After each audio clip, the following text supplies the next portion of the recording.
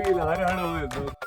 നമസ്കാരം. നമ്മള് പെണ്ണ് കാണാനായിട്ട് ഇതട്ടപ്പാതിരേക്കോ ഒരു 10 മിനിറ്റ് അവിടെ ഇരുന്നായിരുന്നു. കോഴി ഊവിയാൽ എന്റെ ഉറക്കം കളയണമായിരുന്നു. നമുക്കെന്നാ കേറിയാ ലോകത്തോട്ട്. എന്തായാലും കേറിയതാ. ഇരിക്കണേ എന്തായാലും ഞാൻ ആദ്യമായിട്ടാ പാതിരാത്രി പെണ്ണ് കാണല്ലേ. പയ്യൻ ഇച്ചിരി പരിപാടികളുണ്ടായിരുന്നു, അതാ ലേറ്റ് ആയത്. ഈ പാരാത്രിക്കോ? പകല് ഡ്യൂട്ടി ഉണ്ടായിരുന്നു. അത് ശരി. അപ്പൊ ചെറുക്കനെന്താ ജോലി? അന്നദാനത്തിന്റെ ഒക്കെ പരിപാടിയാണ്. ഓഹോ, ഇത്രയും മഹത്തരമായ ജോലിയാണോ?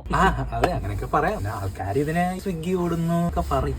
Food delivery. ചേട്ടാ, വിശന്നിരിക്കുന്ന ആൾക്കാരുടെ മുന്നിലേക്ക് അത് എത്ര ദൂരത്തേക്കാണെങ്കിൽ അവർ ആഗ്രഹിച്ച ഭക്ഷണം ജീവൻ പണയം വെച്ച് ട്രാഫിക്കിലും കഷ്ടപ്പെട്ട് വണ്ടി ഓടിച്ച് യഥാസമയത്ത് അവിടെ എത്തിക്കുന്ന ഞങ്ങളോട് എന്തിനായിട്ട് എത്ര പുച്ഛം? ഞാൻ അങ്ങനെയല്ല ഉദ്ദേശിച്ചത്. ഇപ്പുറത്തെ വീട്ടിലെ സരസുവിന്റെ അവിടെ നിന്ന് വിളിച്ച് ഇവിടെ ഓർഡർ ചെയ്ത് അവരിവിടെ കൊണ്ടുചെന്ന് എങ്ങനെ കഴിച്ചാണ് ഏത് സരസുവിന്റെ അതൊക്കെ അവിടെ പയ്യൻ വന്നിട്ടുണ്ട്. ബാക്കി കാര്യങ്ങളിലേക്ക് നമുക്ക് കടക്കാം. എന്നാ പിന്നെ അതൊക്കെ. നിങ്ങളുടെ പെണ്ണിന് എന്ത് കൊടുക്കും? പാതിരാത്രി പെണ്ണ് കാണാൻ വരുന്ന ഈ ചെയ്ത പരിപാടിയാണെങ്കിൽ പെണ്ണിനായിരിക്കത്തില്ല, ഈവനായിരിക്കും ഞാൻ കൊടുക്കുന്നത്. എന്തായാലും ഇവിടം വരെ എത്തി. നമുക്ക് പെണ്ണിനെ ഇങ്ങോട്ട് വിളിക്കാം. എന്നെ വിടില്ല. അവിടെ പോയി നിങ്ങൾ രാവിലെ അല്ലേ വരാന്ന് പറഞ്ഞു. അവള് വൈകിട്ട് ദിവസത്തിന് ബാംഗ്ലൂർ കയറി പോയി. ബാംഗ്ലൂര്? പിന്നെ ബാംഗ്ലൂർ പഠിക്കുന്നവള് തിരുവനന്തപുരത്ത് പോകാൻ പറ്റുമോ?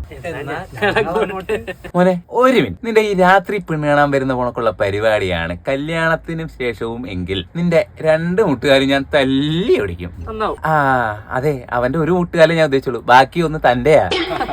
എന്നാ ഞങ്ങൾ അങ്ങോട്ട്